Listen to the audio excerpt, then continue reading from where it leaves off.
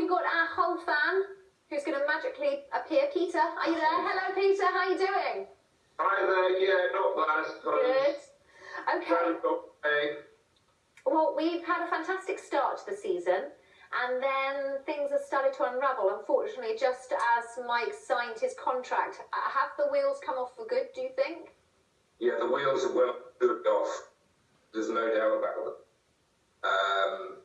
It was a very poor performance today. We played a very ordinary Stoke side that many people felt were as poor a side as have come to the KCOM in the Premier League for a couple of years, and yet we were completely outplayed.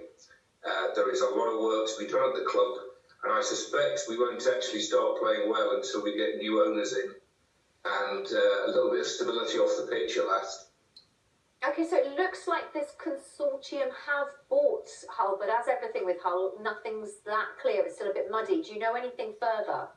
Yeah, the deal is in place, but of course it all has to go through due diligence and that sort of thing. And the latest report was that there were still 3 or 4 interested parties who were also approaching due diligence, and a deal was maybe in place. So it's like there's a fight on to buy the club, which is a little bit strange.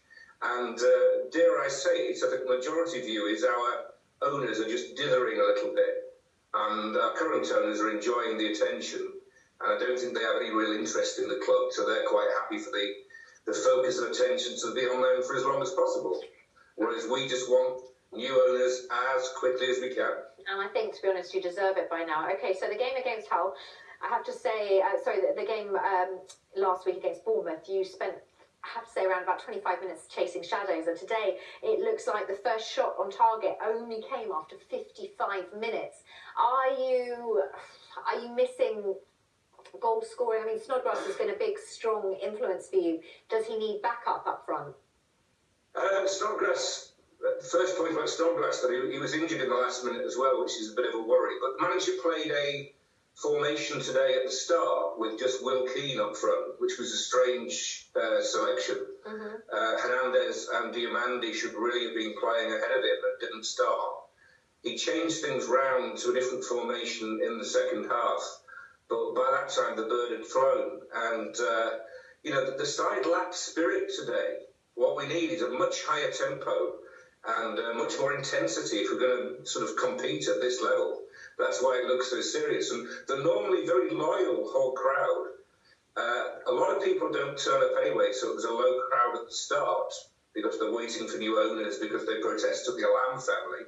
And by the end, there were many, many empty seats. And that doesn't normally happen at Hull. We're quite a loyal bunch and stick it out till the end, whatever happens. Actually, yeah, I'm just reading here as well. It says there are plenty of empty seats among the crowd of only 18,522. So it was a really small crowd out there today. I'm just reading some really interesting stats as well. Apparently, Hull have allowed 184 shots on target this season. Is that right? Yeah, I did read earlier that it was 100 in the last 4 games.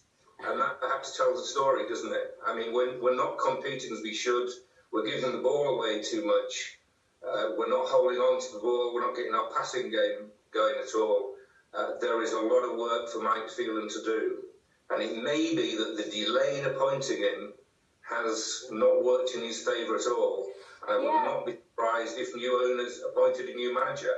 And he could have been set up as a stoolie, as a boodle. Yeah, it would be such a shame, but I think, everything was a fight for Hull, and maybe the fight's won out. Who knows? I don't want to write them off because anything can happen. So, you said they gave the ball away too easily. What one change would you make to the Hull side that could really make a change?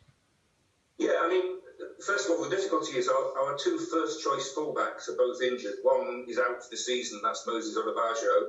And Andy Robertson, left-back, is out till Christmas, I think. So, to be fair to Mike Phelan, he's got problems because we don't have cover in that area. But the one change is we need to play Abel Hernandez up front because he's a quality player.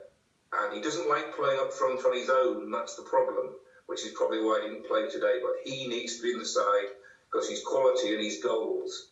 And I think Mike Phelan will change things quite radically for Tuesday in the League Cup at Bristol, and Saturday I think we're away at Watford.